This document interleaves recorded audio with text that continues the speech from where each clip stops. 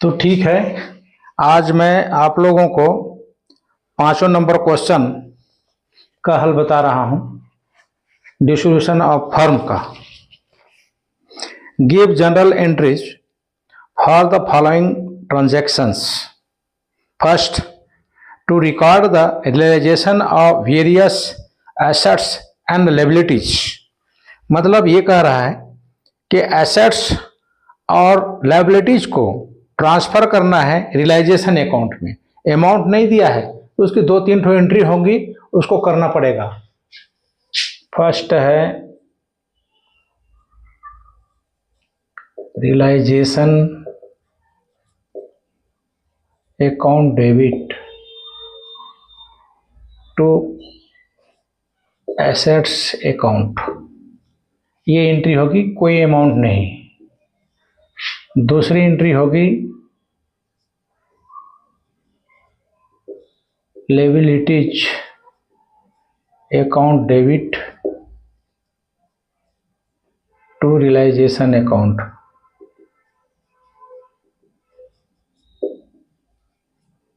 इसकी भी कोई एंट्री नहीं होगी। तीसरा होगा एसेट्स को सेलिंग करना है, सेल करते हैं, सोल्ड कर रहे हैं, जो अमाउंट मिलता है उसकी entry. Bank account debit to realisation,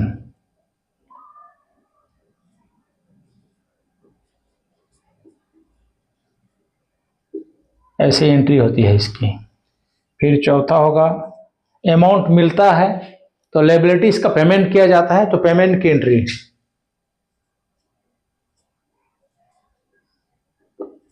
realisation account debit to bank account.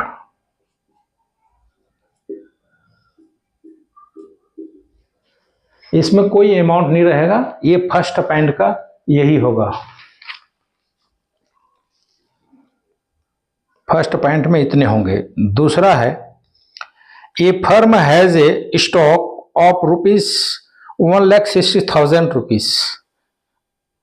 Aziz a partner took over 50% of the stock at a discount of 20%। 1,60,000 rupees का स्टॉक है, उसका 50% को एक पार्टनर अजीज 20% डिस्काउंट पर लेता है, तो निकाल लेते हैं। ये फर्स्ट का है ना, ये चारों एंट्री फर्स्ट का है। दूसरे का आता है, दूसरे का 1 2 3 4 है ये दूसरा। तो 1,60,000 of 50% is equal to 80,000 rupees। 80,000 rupees का 20%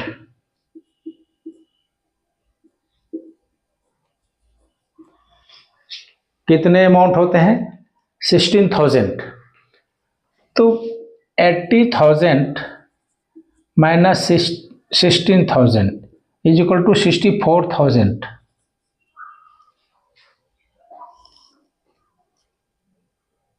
टेकन बाय अजीज। अजीज ने 64,000 रुपीज में लिया स्टॉक को, तो उसकी एंट्री होगी यहां पर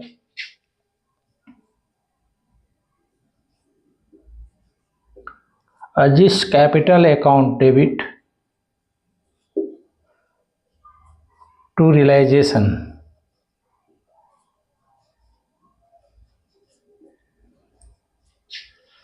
$64,000।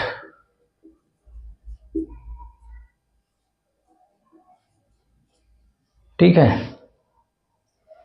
थर्ड होगा remaining stock was sold at a profit of 30% on cost. 50% तो अजीज ने लिया 80,000 रुपीज का, बचे कितने? 80,000।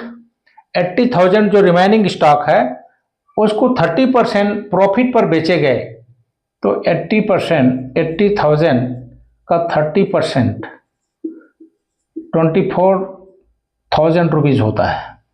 तो 80,000 plus 24,000 is equal to 1,04,000 rupees में बेचा गया, सोल्ड हुआ। रिमाइनिंग स्टॉक सोल्ड हुआ कितने में? 1,04,000 रुपीज़ में। तो यहाँ होंगे bank account debit, bank account debit to realisation account.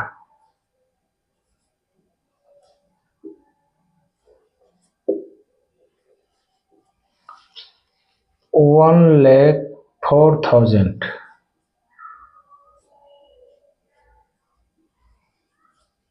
ये ऐसे होगा। 4 है land and building book value rupees 1,60,000 rupees sold for 3 lakh rupees through a broker who charged 2% commission on the deal।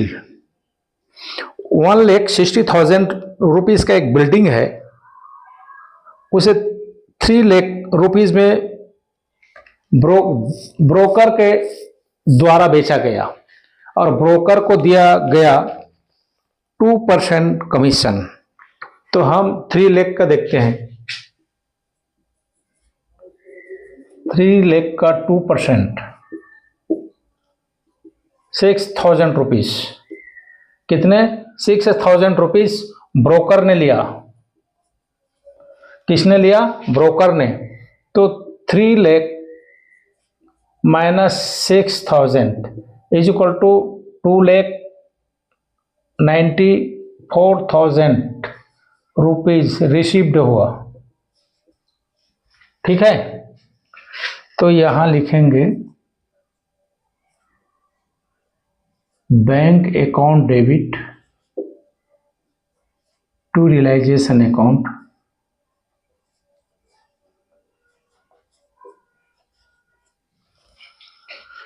$294,000 ये एंट्री हो गई। फिर 5th है plant and machinery book value rupees 60,000 was handed over to a creditor at an agreed valuation of 10% less than the book value। इसकी entry नहीं होगी, इसकी एंट्री नहीं होगी।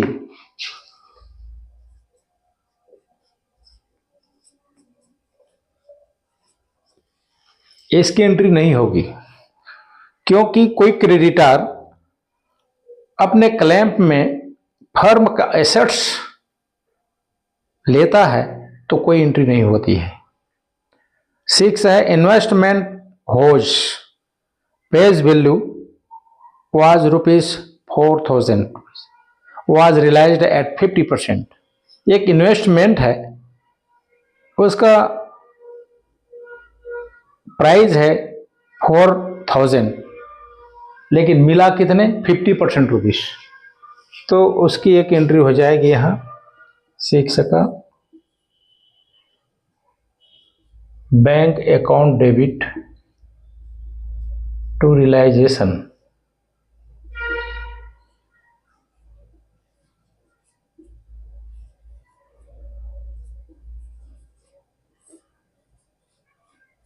ये एंट्री होगी bank account debit to realisation account 2,000। ठीक है, ये स्टार्टिंग का है। एसेट्स को ट्रांसफर की रियलाइजेशन अकाउंट में, realisation account debit to assets account.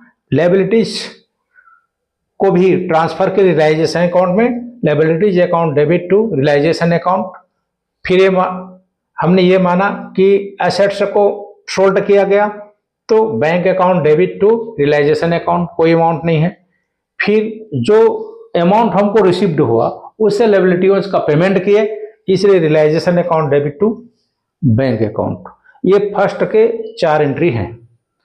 Next है सेकंड, अजीज एक पार्टनर है जो एक स्टॉक की वैल्यू है 1,60,000 रुपीज, उसका 50% स्टॉक को 20% डिस्काउंट पर लिया तो 50% होता है इसका 80,000, 80,000 का 20% 16,000 रुपीज 80,000 रुपीज में माइनस होगा, 64,000 रुपीज का में अजीज ने लिया, इसलिए Aziz capital account debit to realisation account 64,000। फिर थर्ड है remaining stock was sold at a profit of 30%। जो रिमाइनिंग स्टॉक है 80,000 का है तो 80,000 का 30% 24,000 प्रॉफिट पर बेचता है, तो 80,000 plus 24,000 is equal to 1,04,000 rupees, तो उसकी entry bank account debit to realisation account 294,000 rupees.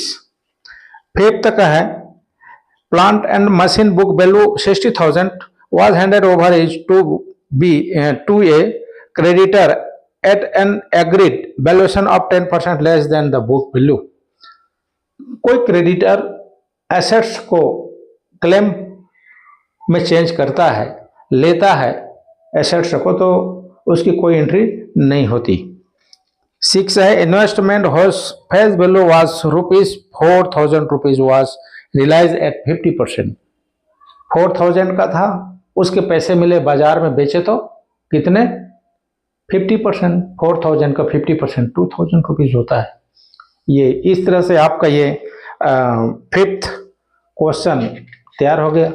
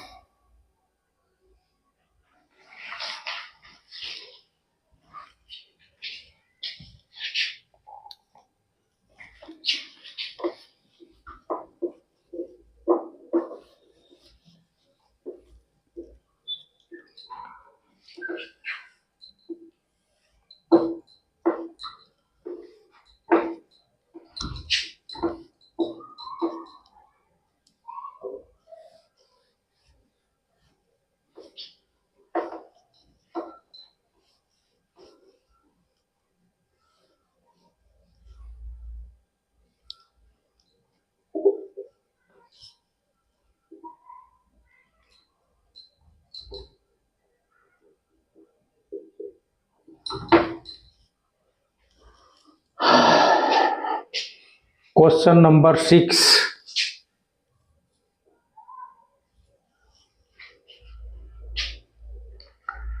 How will you deal with the realization expenses of the firm of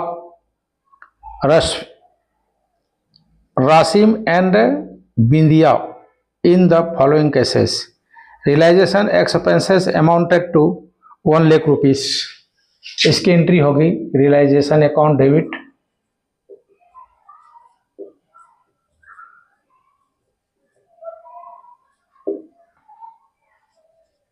to bank account 1 lakh.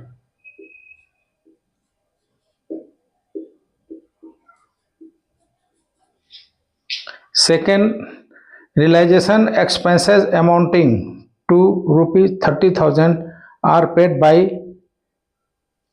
Rasim, a partner।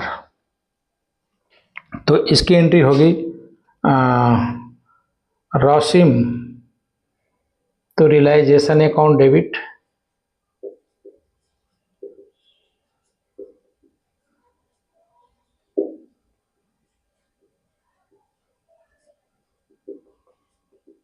Sims capital account 30,000.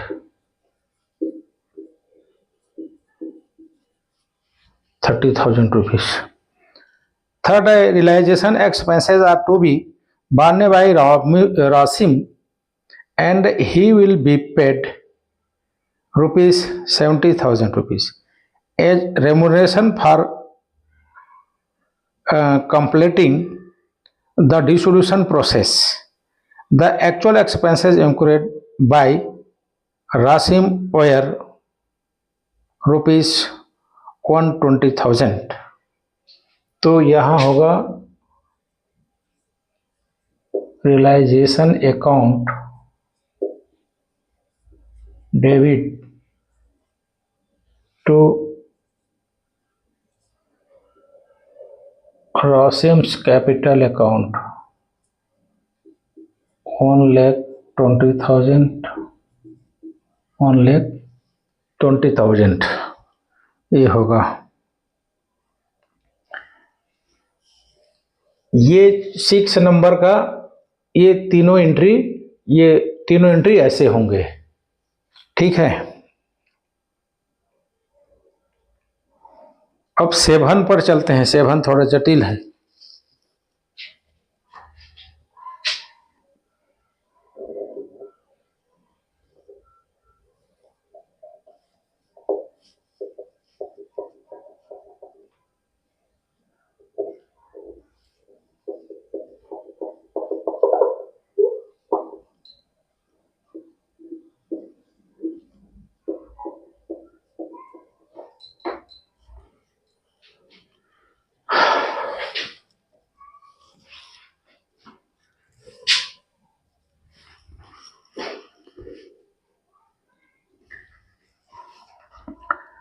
Seven number question पर चलते हैं। The book value of assets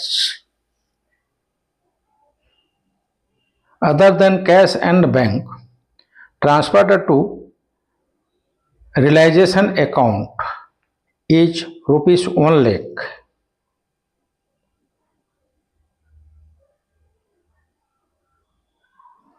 %50 of the assets are taken over by a partner Atul. 1 lakh का assets है जिसको transfer किया जा चुका है रियलाइजेशन अकाउंट में। तो 1 लाख का 50% अतुल ने लिया एट ये डिस्काउंट ऑफ 20%।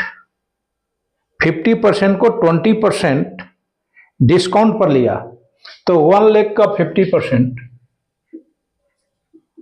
1 लाख का 50% इज इक्वल टू 50,000 और 50,000 का 20% इज इक्वल टू 10,000 और तो 50,000 minus 10,000 is equal to 40,000 rupees. 40,000 में अतुल ने लिया, तो इसकी एंट्री तो पहले होगी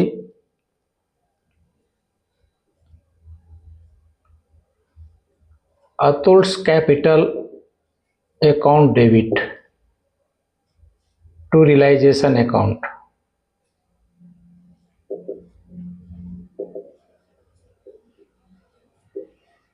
कितने में लिया वो उन्होंने 40,000 में लिया।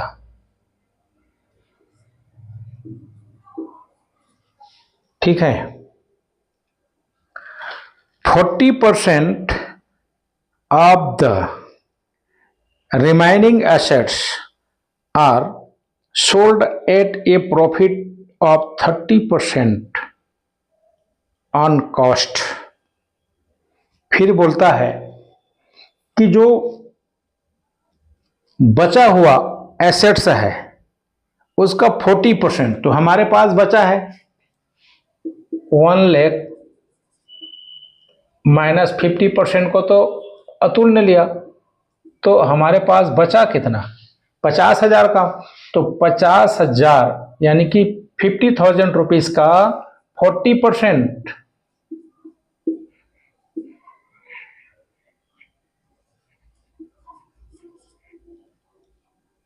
चार पंचे 20,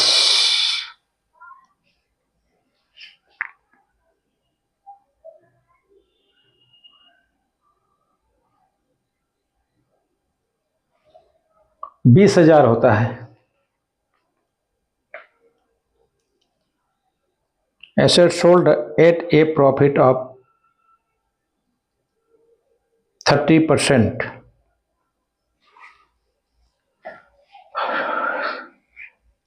तो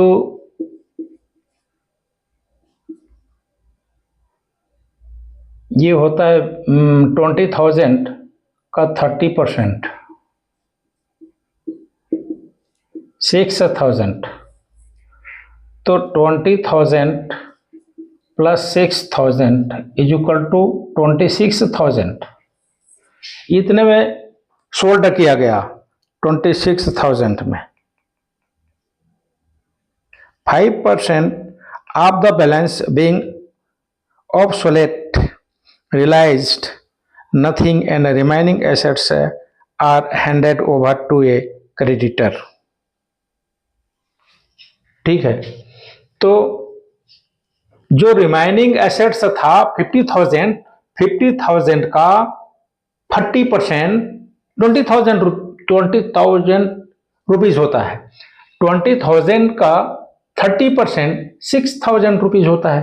तो 20,000 plus 6,000 is equal to 26,000 rupees में बेचा गया।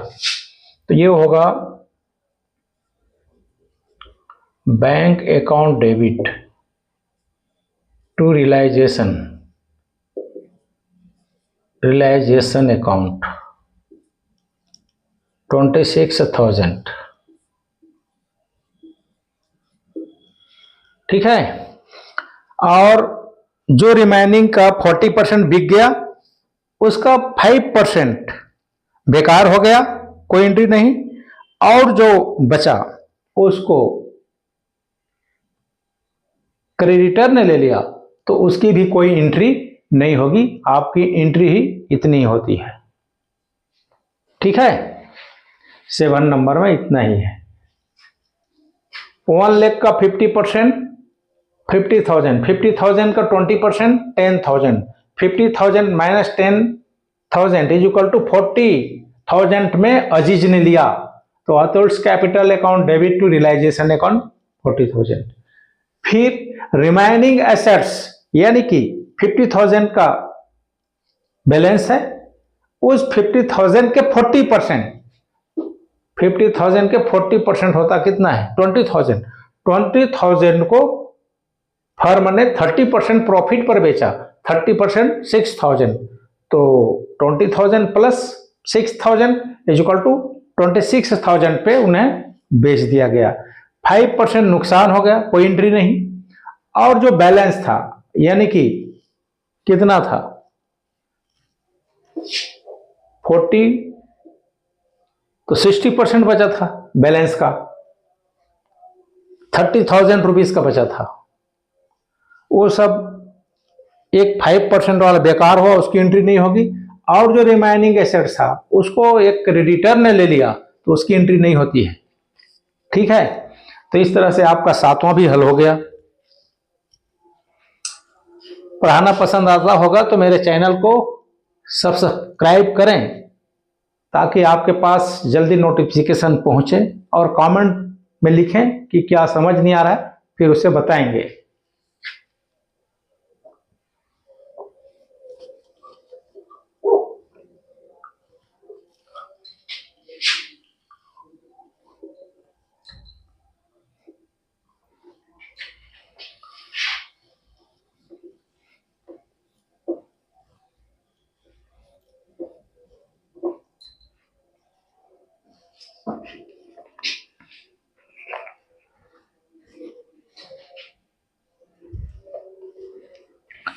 एट नंबर है record necessary journal entries to realise the following unrecorded assets and liabilities in the books of Paras and Priya. First, there was an old furniture in the firm which had been written up completely. In the books, this was sold for ₹3,000। एक furniture था जिसे बेकार समझ गया था, उसे उसका account ही close कर दिए गए, लेकिन डिसोल्यूशन के टाइम में उसके बेचने से ₹3,000 रिसीव्ड हो गए। तो यहां होगा bank account debit, bank account debit to realisation.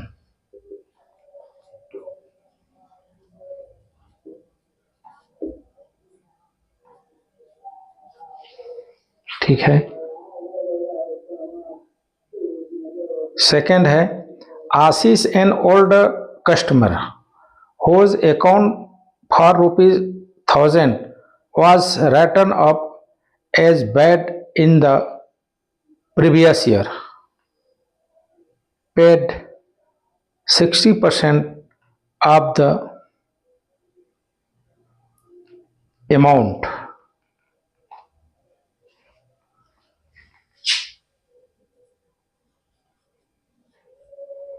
Bank account debit, bank account debit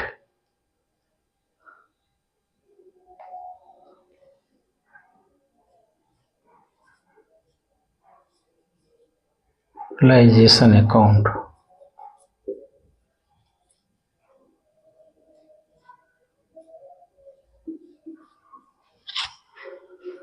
bank account debit to realisation account, क्योंकि वो तो बैड डिपॉजिटर्स हो गया था, उसके बाद भी वो पैसे डिसोल्यूशन के टाइम में मिला है, इसलिए रियलाइजेशन अकाउंट।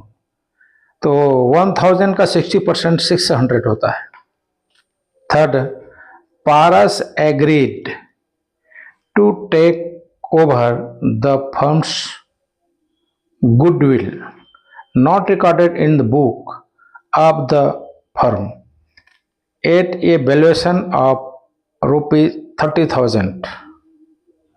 पारस ने गुडविल जो कि अनरिकॉर्डेड था, उसको गुडविल को उन्होंने लिया कितने में? ₹30,000 में। पारस यहां होगा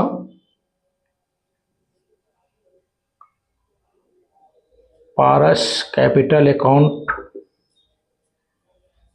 डेबिट टू रियलाइजेशन,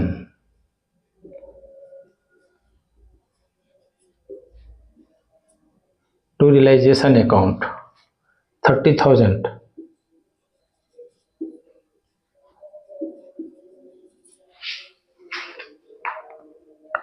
फोर है there was an old typewriter which had been written up completely from the books. It was estimated to realize ₹400. It was taken away by Priya at an estimated price less 25%. Typewriter भी वैसी return up था, लेकिन उसका first dissolution के time में उसका value बनता है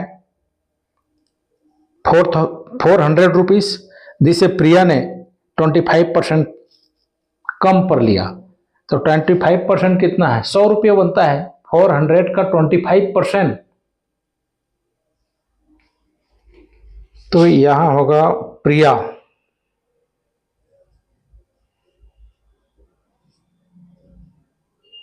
Priya's capital account debit to realisation,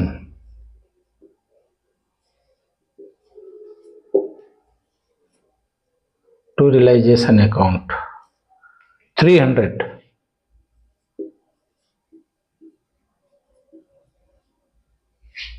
₹300। Fifth है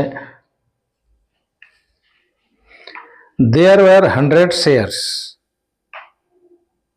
of ₹10 each in Star Limited acquired at a cost of ₹2,000, which had been written up completely from the books. These shares are valued ₹6 each and divided among the partners in their profit sharing ratio. Profit sharing ratio, ये कुल मिला के 100 share था 10 वाली, जो कि इनका cost पड़ता है 2000। इन्होंने पर शेयर 6 रुपीस के रेट से दोनों पार्टनर ले लिए अपने प्रॉफिट शेयरिंग रेशियो में। प्रॉफिट शेयरिंग रेशियो नहीं दिया है, इसलिए इक्वल होगा। तो प्रिया है और पारस।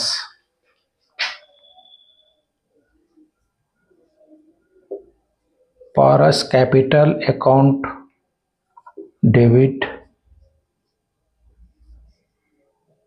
प्रयास capital account debit to realisation.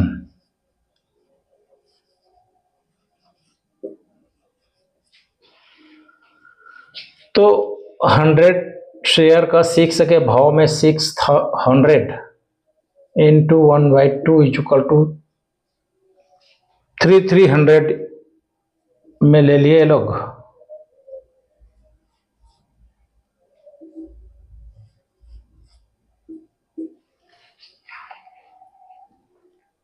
ठीक है, इस तरह से ये सवाल बनता है।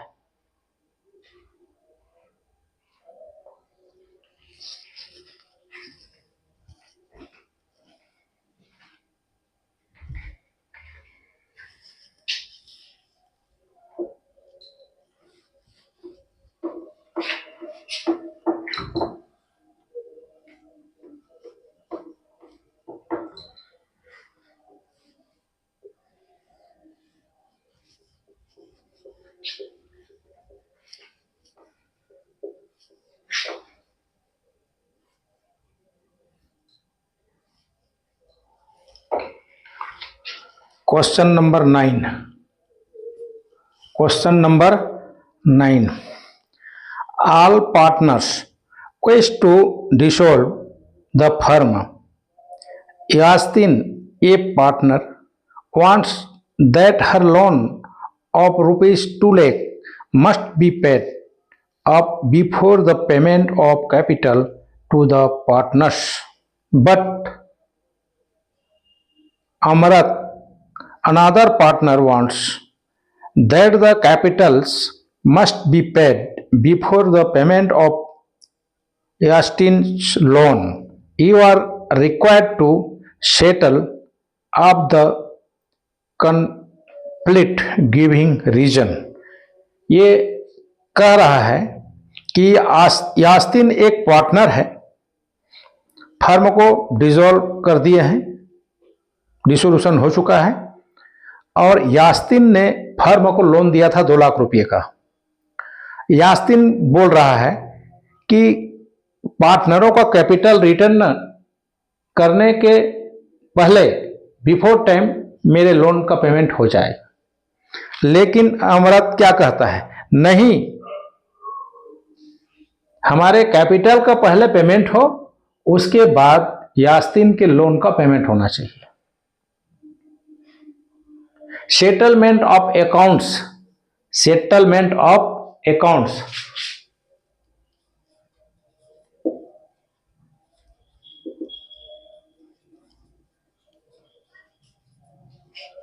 इसमें रूल है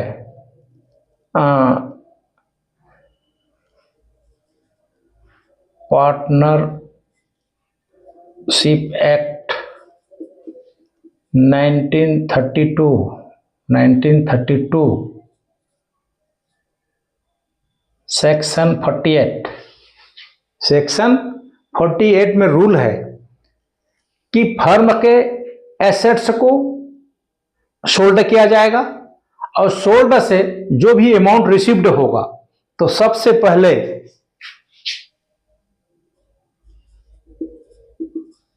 आउटसाइडर क्रेडिटर्स को दिया जाएगा। आर लोन, जो एक्सटर्नल क्रेडिटर हैं और लोन है, सबसे पहले उस अमाउंट का पेमेंट वही होगा। एक्सटर्नल लोन्स का। उसके बाद यदि अमाउंट बचता है, बैलेंस कुछ रिसिप्ट हुआ है उसमें बैलेंस बचता है, तो पार्टनर्स के लोन,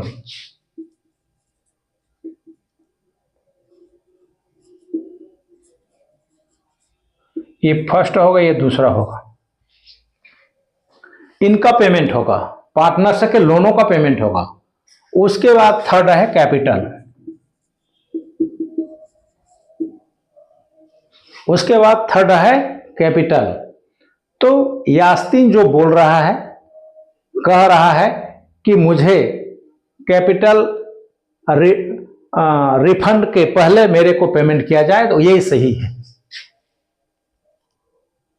यास्तीन जो कह रहा है वो सही है।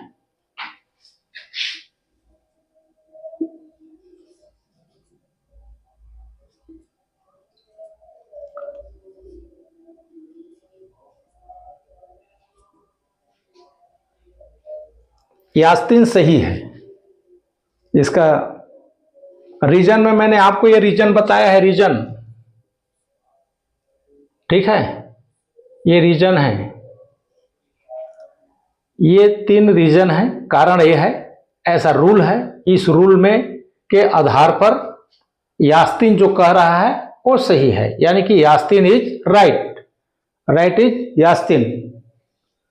आगे समझ? पहले कैपिटल अकाउंट पेमेंट करने के पहले यास्तीन का लोन का पेमेंट होगा, तब कैपिटल का पेमेंट होगा, ठीक है, ये इसका आंसर है। तो मेरे चैनल को सब्सक्राइब कीजिए, पसंद आ रहा होगा तो कमेंट लिखिए।